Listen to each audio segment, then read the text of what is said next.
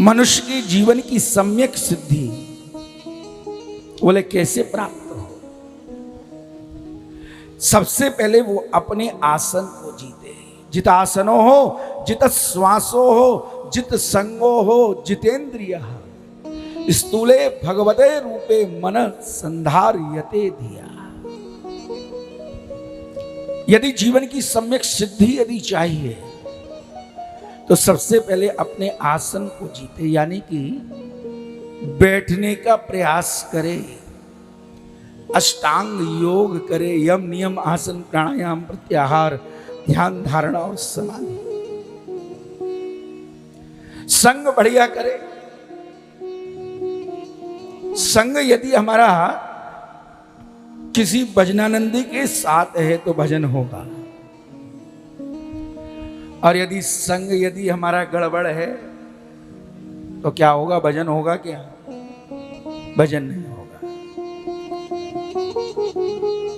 जितेंद्रिय अपने इंद्रियों पर नियंत्रण करे और फिर ले जाकर के अपने इस 11वें उस मन को स्थूल भगवान के उन चरणों में ले जाकर के लगा दे तो बोले क्या होगा? होगा क्या? बोले जीवन की वो सम्यक सिद्धि प्राप्त हो जाएगी। और सम्यक सिद्धि क्या है? जन्म लाभ पर पुंस अंते नारायण स्मृति। कैसे बने? जब प्राण निकलते हैं ना तो याद किसकी आती है? जब मौत आती है तो भगवान की याद नहीं, याद आती है अपने पोते की, पोते की, बेटे की, और सारी जिंदगी जो छिपा छिपा करके रखा है, छिपा छिपा करके घर वालों से, पत्नी ने पति से छिपाया, पति ने पत्नी से छिपाया, सास ने बहू से छिपाया और बहू ने सास से छिपाया। अंतिम स्थिति क्या होती है उसकी? बोले कंठम घुरघुरायते। प्राण तो निकलने वाले लेकिन निकल नहीं रहे, घुर घुर की आवाज हो रही है, और वो याद आ रहे हैं, वही चीज याद आ रही है जिन जिन वस्तुओं को छिपा छिपा करके रखा है। बोले कैसे बताऊं? और उस समय आवाज भी नहीं निकल रही है। तात्पर्य क्या है?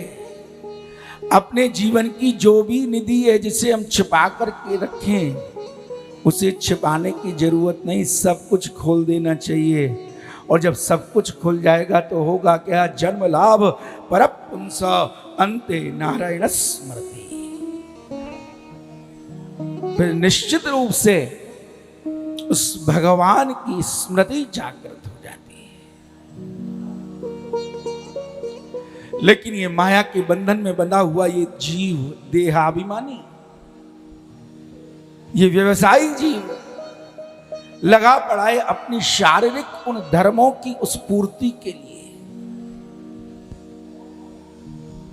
सुबह से शाम तक न जाने क्या क्या करता है। सुबोधानंद सरस्वती पाद अपनी वाणी में स्पष्ट करते हैं, इस प्रकृति ने सब कुछ तो दिया है। जीवन की दो धाराएं हैं। जिस दिन हम अपने मान और सम्मान को उठा करके एक तरफ रख देंगे, क्योंकि ये मरते दम तक ये मान और सम्मान की जो मनज लड़ी है वो टूट कट के नहीं देती। बोले हम गए, माइक ठीक करो, और उसने हमसे पूछा ही नहीं।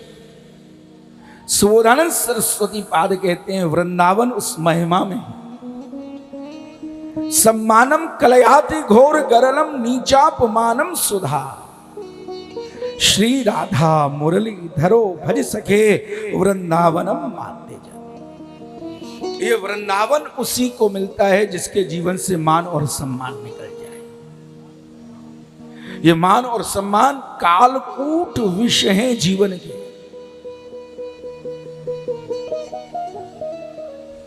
और जब ये दो वस्तुएं जीवन से बाहर होती हैं तो उसी के जीवन में फिर उस राधा कृष्ण बांके बिहारी जी के वो कृपा के वो अनवरत वो मेघ उस जीव के ऊपर में परवर्षित होने लग जाते हैं।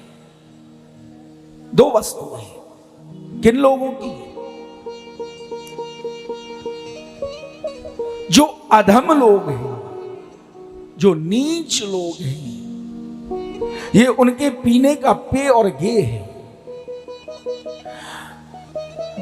भागवत सुनने के बाद, कथा सुनने के बाद यदि जीवन में ये दो वस्तुएं शेष रह जाएं, तो भगवत कृपा बहुत दूर है। स्मरण कर